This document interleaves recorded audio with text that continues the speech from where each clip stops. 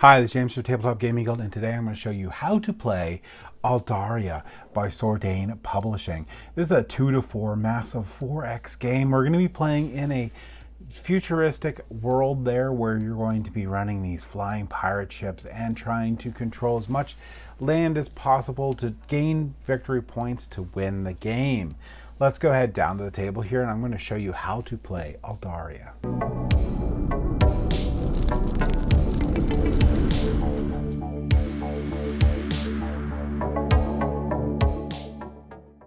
Alright, so this is Aldarra. Aldarra, you'll be playing as a faction vying to exert dominance over the region. Clash with other factions to control the most populous territories, claim crystals, and grow your fleet. Now, why are you doing all this? You are trying to gain the most victory points by the end of the game. Now, the end game is going to be triggered when someone reaches 20 points. At that point, the round will end and the person with the most victory points is going to win. You're going to score these victory points through spending coins, crystals, and scoring secondary objectives, and also exploration. Now, setup for this game is actually surprisingly really easy. What you're going to start off by doing is making the map. Now, in your first game, they do have some sample layouts that you can do. You're going to try to make them as symmetrical as possible, but you absolutely don't have to. So you could follow these or do your own thing. Now, if you're doing all thing, what you're just simply going to do is you're going to put these territories upside down, shuffle them all up, and place them all out. They can be in any configuration that you want. The world is your oyster for that. You're going to then shuffle the exploration deck here and set it aside. You're going to set it so everyone can reach, and then you're going to shuffle this secondary objective deck, and then the secondary objectives you're going to give 2 to each player. Then place that deck so everyone can reach. Then you're going to shuffle the discovery deck. Now, every faction is going to have a starting discovery, so make sure that everyone went through the discovery deck to find their starting discovery. In this case, this one's going to have improved thrusters, so I'm going to grab this improved thrusters card and put it near the player mat here. Now, getting to player mats, you're going to go ahead and hand out a player mat to every player. The base game comes with 4 players. Each of these have an asymmetric power. If it's your first game, I would recommend reading off what each of these can do. And like I said, there's going to be 4 factions here. So you have the Adrodian Syndicate, you have the Mining Corp Coalition, you have the Sindarian Empire, and you have the Ordian Empire. Those are the 4 that the base game comes with. There's also an expansion that I believe adds another 2. So everyone's going to pick their starting faction, whether you're going to do it randomly or let people pick or whatever you want to do, and then look at the starting discovery and get that discovery. You're also going to need to get your command tokens for your players. When you get your command tokens, they look like this, and you'll place 4 of these on your board here. There's going to be available for you to be able to move your different fleets out on the board. You're also going to place out this player tracker here. You're going to randomly pick who's going to be the first player, or however means that you want to do it, and you're going to place that first player marker here, and then in turn order you'll place the other player markers there. Now, as the game goes by, the turn order track's going to be determined a different way, but for now that's going to be our turn order. In addition to having your player board, your 2 syndicate or secondary objectives, your starting discovery, and your 4 command tokens on your player board, you're also going to grab the cards for your faction. These are going to explain all of your units, so you'll have those available out there too for you as reference throughout the game, and make sure you put them on the upgraded side. Alright, next you're going to give the player components to them. Now I suggest you just give them these trays here. The game comes with these amazing insert trays here that store all your bits in there. So here's all your heavy stuff for the most part, and here's all your light stuff for the most part. There's buildings and engineers in here, the exception. One of the most important things you need to get out of this is going to be your starting stronghold. Your starting stronghold's a place you can build your ships and is perfectly safe from every other opponent. They're not allowed to enter it. They can't attack into it. This is what gives you the ability to keep pumping out units throughout the game. So make sure everyone gets their trays of units and they're starting building. So you're going to have to place out your fortress in here. How are we going to end up doing that? Well, we're going to place out strongholds and place out outposts in a snake-like draft here. So we're going to start off, since we said red was the first player, you can randomly do this or whatever you want, but either way, this is how it's going to work, is I'm going to go ahead and figure out where I want to place this stronghold. All right, so for placement rules, I can't replace a crystal mine there at all, and I have to be at least within, or farther, not within, 2 tiles of another stronghold. So I'm going to go ahead and I'm just going to start off and I'm going to place mine here. Now, after I place mine here, I'm going to place 2 fighters and 1 engineer. 2 frigates. And you can see what those are from your board here. So this is a frigate and this is an engineer. So I'm going to go ahead and place out those things. So I get 2 frigates and an engineer, and I'll place those on here. Now in turn order, everyone else is going to place out their stronghold. So I'll just do that real quick here. All right, there we go. But there's one thing to mention when we get to the last player.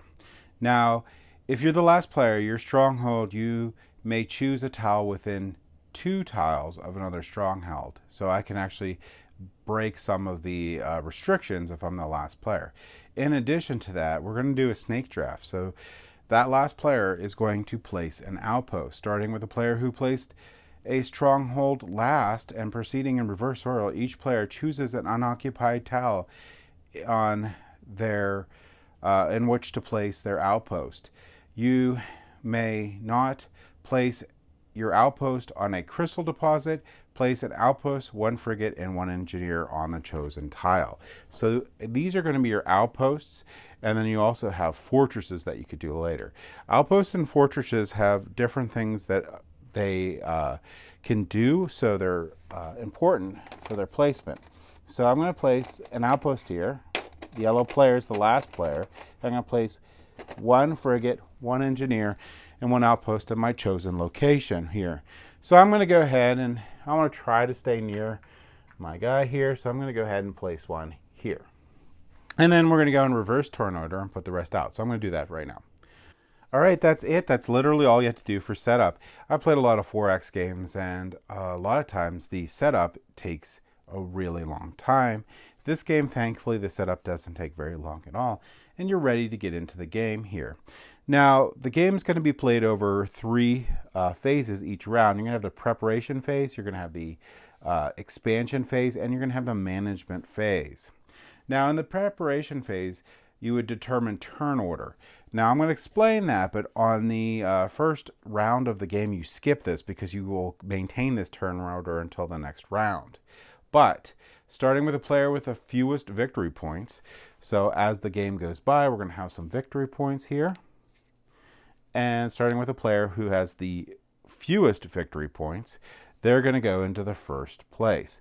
Now, if anyone's tied here, whoever was lower in the order is going to move ahead.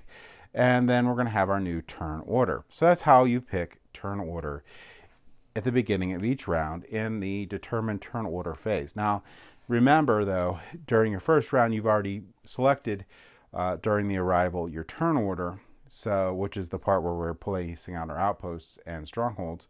So we don't need to do this. We can skip this portion. The next thing we're going to do, which we don't skip, is we're going to spawn crystals.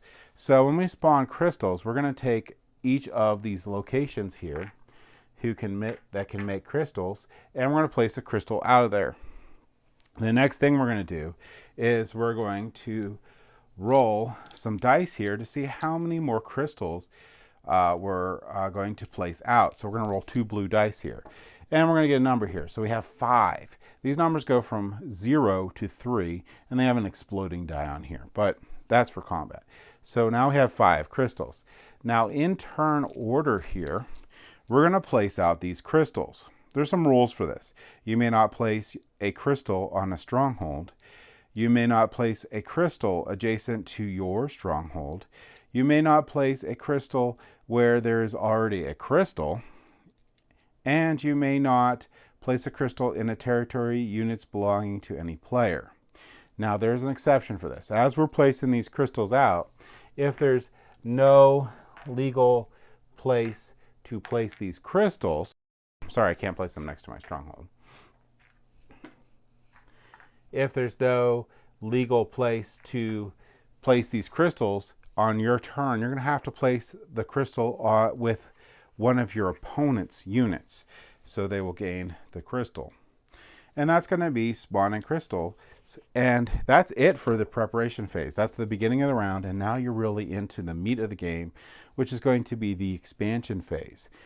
And for this, you're going to have 3 turns each. You're going to place orders, you're going to movement, you're going to combat, and you're going to explore. All right, so you're going to have 3 order tokens. You have a 4th, which can potentially be used. Don't forget, too, on this first round to read off the special abilities of your factions so everyone knows, especially if it's your first game here. So like if we look at this Ordian Empire here, during the choose discovery step, you may take an additional discovery from what remains after everyone has claimed one. We'll go in a second. Your buildings have move speed of 1. All explore cards and territories that affect airships affect your buildings as well. Your buildings do not count towards the stacking limit, but you may never have more than 1 building in the territory. Okay, so we're going to go over that in a little bit, what they're talking about stacking limit, but the first thing we're going to do is we have these 3 command tokens available here. On your turn here, you're going to place 1 command token out. And here we're going to go here until everyone has got their command tokens out. Now, simply, when you place a command token out, you get to do one of 2 things. So let's say I place a command token here, okay? Well, I can move units into that spot, or if I placed a command token here, I can move units out of the spot, but I can't do both. So I'm going to look on this board, and I'm going to look at a couple different things here. The first thing you're going to be concerned about is going to be the speed of your ships. Now, speed is going to be determined by their class. You have 2 different types of ships here. You have light and heavy. Those matter for movement and for combat. So light units, unless otherwise stated on the card, have a speed of 3, and heavy units have a speed of 2. So if I place this here, let's say I want to move some units over here, the engineers are going to be heavy units, so they can only move up to 2. But that's within enough, so I can move my engineer over here if I wanted. And I can move these 2 light frigates over here. And maybe I want to, and then I could be able to claim that crystal. So again, to recap, there's 2 different types of things you can do by placing your command token. You can move into or out of an area with that. If you move into an area with, I know I already placed one here, so let's say I move into an area here with an opponent, a battle will begin. And we'll go over battles in a second, but notice that that'll happen immediately, and then we'll have to resolve it and then move on. So a couple things with the movement rules. Airships, so you're going to look at light or heavy, 2 or 3, or some abilities will make them go a little faster if you want. So one of the most important things in this is going to be stacking. So in a region, you can't have more than 5 units. So I couldn't have any more in here.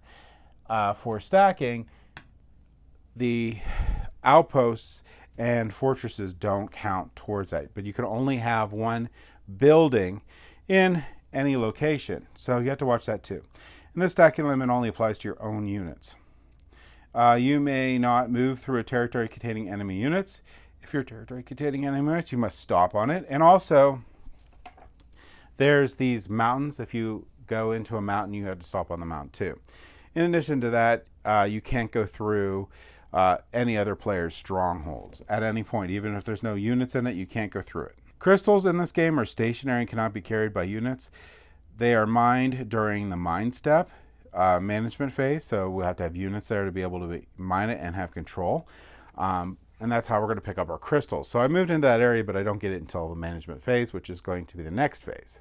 All right, so what else is there with the movement phase? Well, we're going to get to exploration in a second, but I wanted to briefly go over combat. So combat's going to occur if you move into an area with an opponent. And the way combat's going to work is we're going to stop what we're doing after we do that, and we're going to resolve it. All right, so combat. Combat's going to be a big portion of this game, so we're going to make sure we're going to go over this solidly here, but it's very simple. In the game of combat here, when you move into an area with your opponent, now you can never move into a fortress, so keep that in mind, even if there's enemy units here. But if I move over here and I initiate combat, we're going to look at what vehicles are there. There's two different types. They're going to be light, well, technically three, light and heavy. Buildings are going to fall in the heavy end.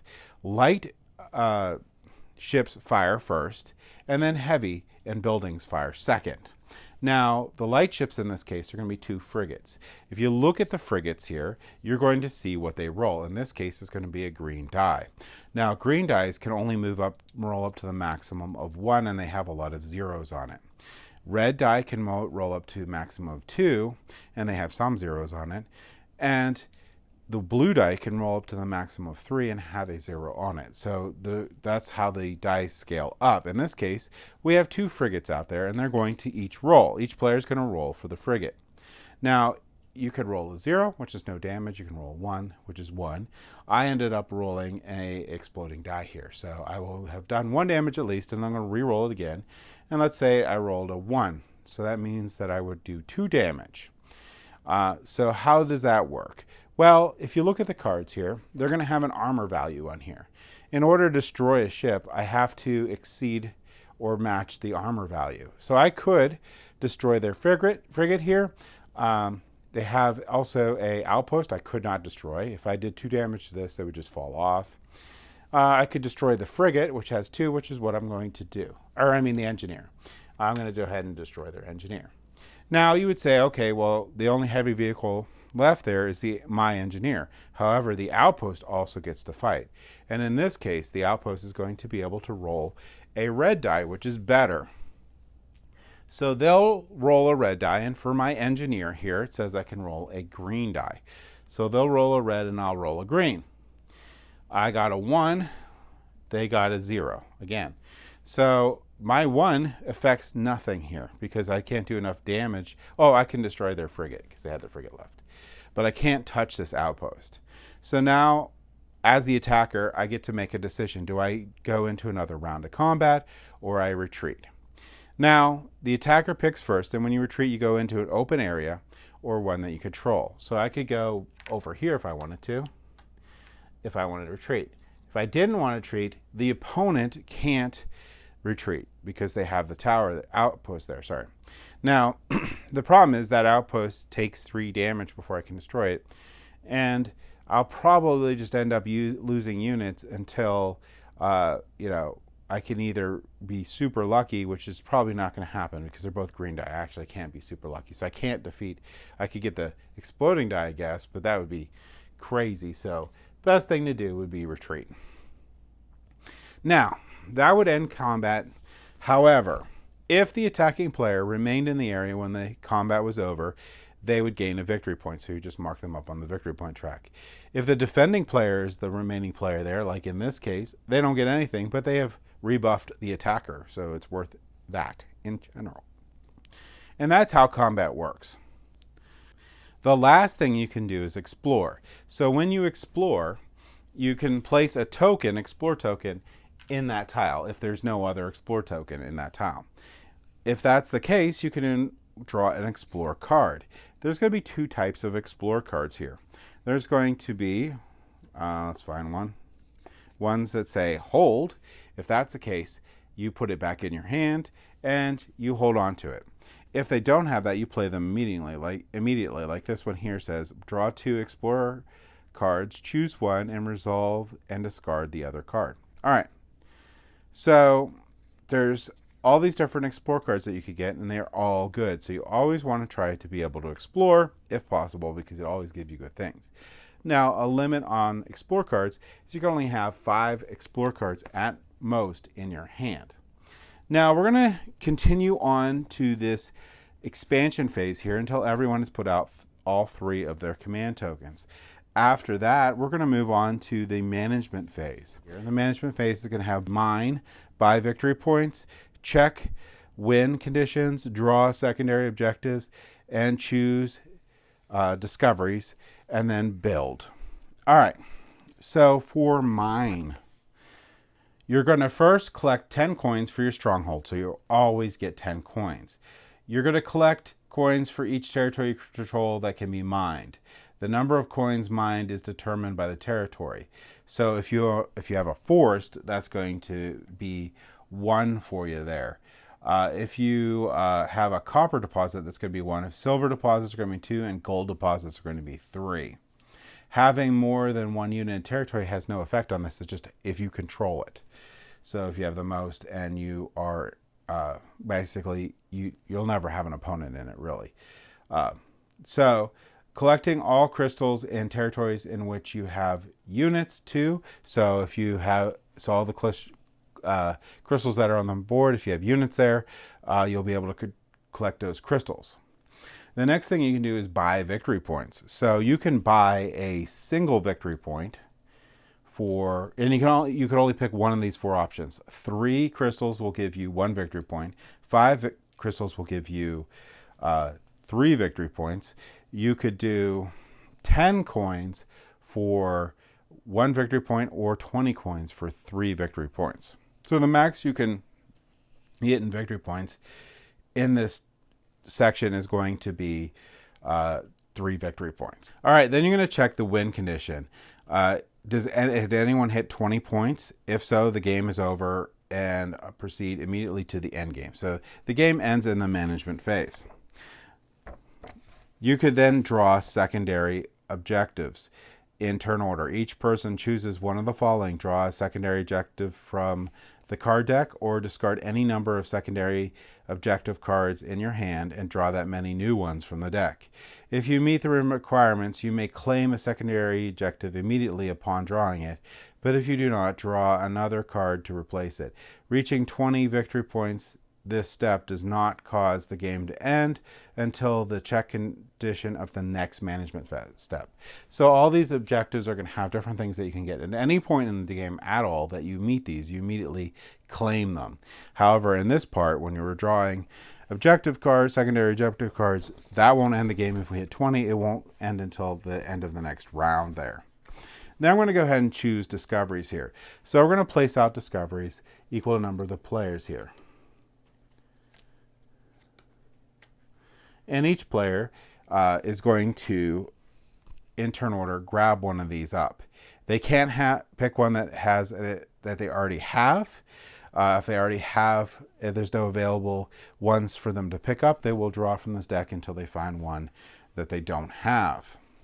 And that's how those work, and those will power you up through the game and give you cool abilities. The last thing you could do is build. Players build new units in turn order. You start by buying and placing units before your turn.